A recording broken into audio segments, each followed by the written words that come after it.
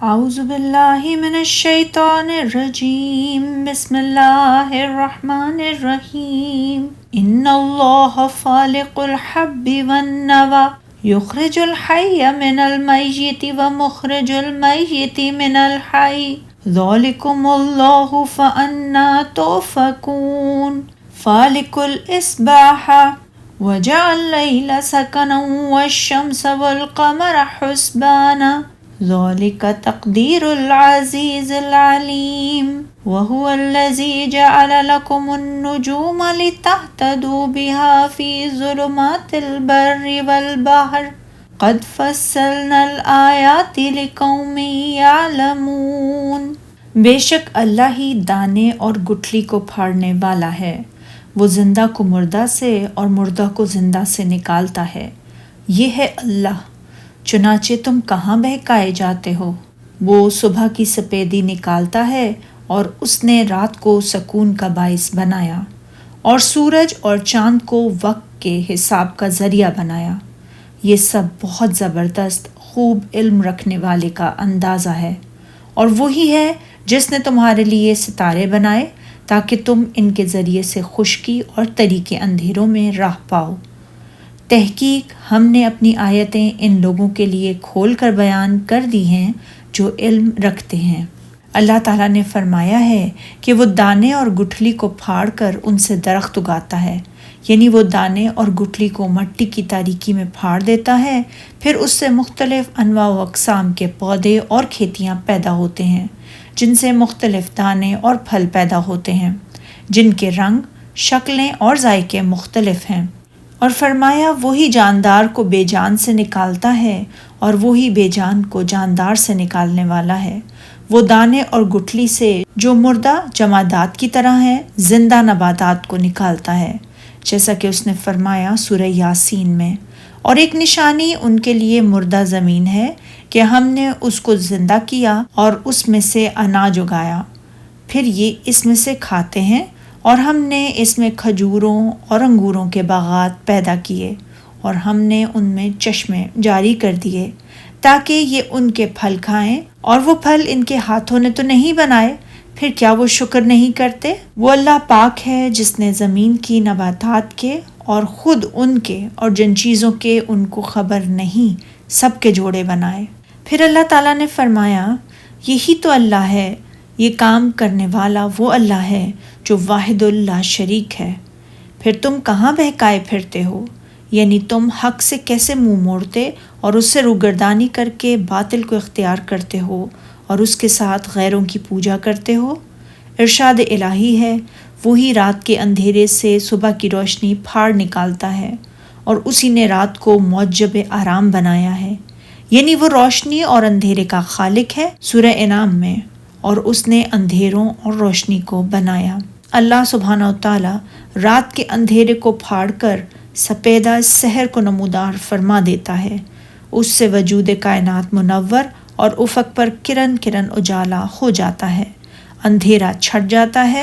رات ظلمتوں اور تاریکیوں سمیت چلی جاتی ہے، اور دن اپنی روشنی اور چمک دمک کے ساتھ آ جاتا ہے، جیسا کہ فرمایا سورہ اعراف میں۔ وہی رات کو دن کا لباس پہناتا ہے کہ وہ رات اس دن کو جلدی جلدی طلب کرتی ہے۔ اللہ تعالیٰ نے بیان فرمایا ہے کہ اسے متضاد اور مختلف اشیاء کے پیدا کرنے کی قدرت حاصل ہے،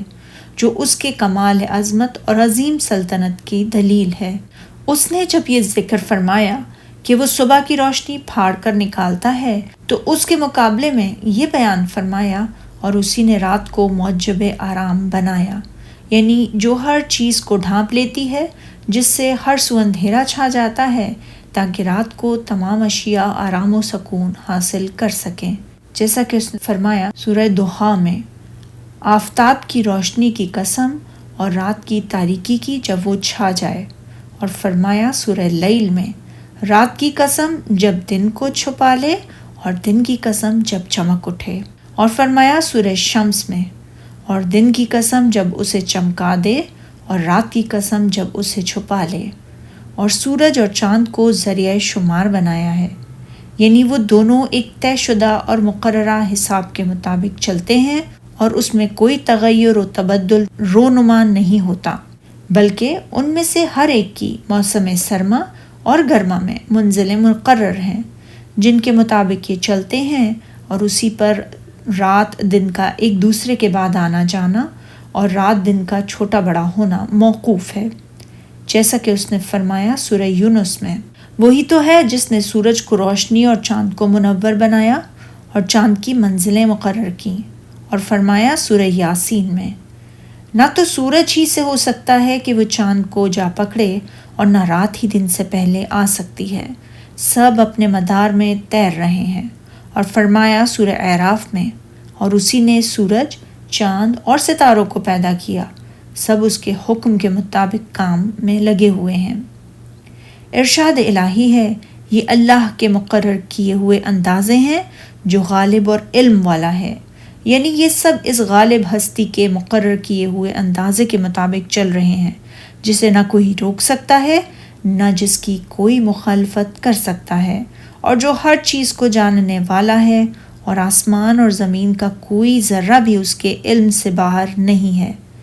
اکثر و بیشتر مقامات پر اللہ تعالیٰ نے رات اور دن، سورج اور چاند کی تخلیق کا ذکر کرنے کے بعد کلام کے اختتام پر اپنے عزیز و علیم ہونے کا تذکرہ فرمایا ہے،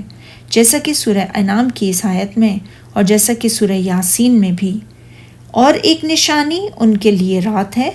کہ اس میں سے ہم دن کو کھینچ لیتے ہیں تو اس وقت ان پر اندھیرا چھا جاتا ہے، اور سورج اپنے مقرر راستے پر چلتا رہتا ہے۔ یہ اللہ غالب اور دانے کا مقرر کیا ہوا اندازہ ہے۔ اسی طرح سورہ حامیم سجدہ کے آغاز میں بھی آسمانوں اور زمین اور ان میں موجود اشیاء کی تخلیق کا ذکر کرتے ہوئے فرمایا ہے سورہ حامیم سجدہ میں،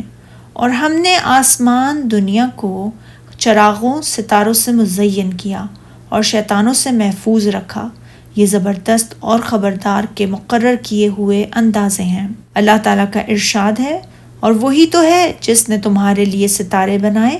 تاکہ تم جنگلوں اور دریاؤں کے اندھیروں میں ان سے راستے معلوم کرو۔ بعض سلف نے کہا ہے کہ جو شخص ستاروں کے بارے میں ان تین چیزوں کے سوا اور کوئی اعتقاد رکھے تو وہ اللہ سبحانہ و تعالیٰ کی طرف ایک غلط اور جھوٹی بات منسوب کرتا ہے۔ پہلی، اللہ تعالیٰ نے انہیں آسمان کے لیے باعث زینت بنایا ہے، دوسری، ان کو شیطان کے ماننے کا آلہ بنایا ہے، اور تیسری، بر و بحر کے اندھیروں میں راستے معلوم کرنے کا ذریعہ بنایا ہے۔ ارشاد باری تعالیٰ، تحقیق عقل والوں کے لیے ہم نے اپنی آیتیں کھول کھول کر بیان کر دی ہیں،